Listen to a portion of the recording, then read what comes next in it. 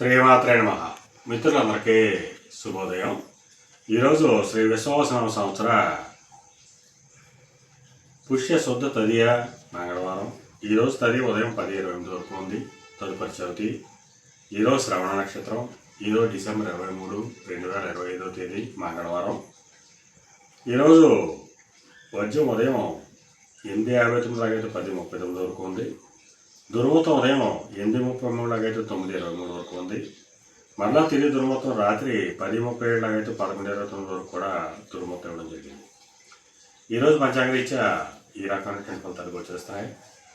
అలాగే ఈరోజు నక్షత్రం శ్రవణ నక్షత్రం ఎవరికి తారాబలం కలుగుతుందో మనం పరిశీలించినట్లయితే అశ్విని, కృత్తిక, మృగశిర, ఆరుద్ర, పుష్యమి, మక, ఉత్తర, చిత్త, స్వాతి, అనురాధ, మూల, ఉత్తరాషాఢ,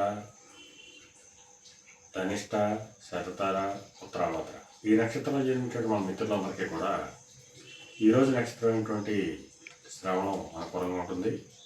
అందువల్ల ఇప్పుడు ఎప్పుడు నక్షత్ర జాతకులందరికీ ఈరోజు సౌకర్యంగా ఉండే అవకాశం ఉంది. అలాగే ఈరోజు రాశిఫలం మనం పరిశీలించినట్లయితే మేషరాశిలో జరిగిన వాళ్ళకి ఉద్యోగ అవకాశాలు పెరుగుతాయి. వృషభ రాశిలో జరిగిన వాళ్ళకి పితృరాజధానికి సంబంధించిన శుభవార్తలు ఉంటారు. మిథున రాశిలో జరిగిన వాళ్ళకి పితృరాజధానికి సంబంధించిన శుభవార్తలు ఉంటారు. కర్కాటక రాశిలో జరిగిన వాళ్ళకి కర్తృపూర్వక ధనలాభం కలుగుతుంది. సింహరాశిలో జరిగిన వాళ్ళకి శత్రుభయం కలుగుతుంది. కన్యా రాశిలో జరిగిన వాళ్ళకి సంతానానికి సంబంధించిన శుభవార్తలు ఉంటారు. తులారాశిలో జరిగిన వాళ్ళకి ఆకస్మిక ప్రయాణాలు చేయాల్సిన అవసరం ఉంటుంది. వృశ్చిక రాశిలో జరిగిన వాళ్ళకి పరాక్రమవంతమైన ఆదాయం ఏర్పడతాయి. ధనురాశిలో జరిగిన వాళ్ళకి ధనాదాయం వృద్ధి చెందుతుంది. మకర రాశిలో జరిగిన వాళ్ళకి చేసేటువంటి వ్యాపారాలు లాభసాటిగా సాగుతాయి.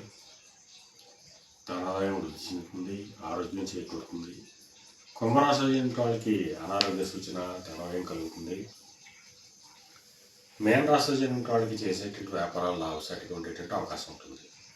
ఈరోజు ద్వాదశ రాశి ఫలితాలు ఈ రకంగా తెలియజేయడం జరిగింది. అలాగే ఈరోజు ఎలక్ట్రికల్ రంగంలో ఉన్న వాళ్ళకి కానీ, ఎలక్ట్రికల్ వస్తువులు ప్రయోగాలు చేసిన వాళ్ళకి కానీ, వ్యవసాయ రంగంలో ఉన్న వాళ్ళకి కానీ ఈరోజు మిక్కిలి శుభదాయకంగా లాభదాయకంగా ఉండే అవకాశం ఉంది. అలాగే సముద్రయానం చేసిన వాళ్ళకి కానీ, సముద్ర ఉత్పత్తులు ప్రయోగాలు చేసిన వాళ్ళకి కానీ, వస్త్ర వ్యాపారులకు కానీ ఈరోజు శుభకరంగా ఉండే అవకాశం ఉంది. అలాగే ఈరోజు మంగళవారం.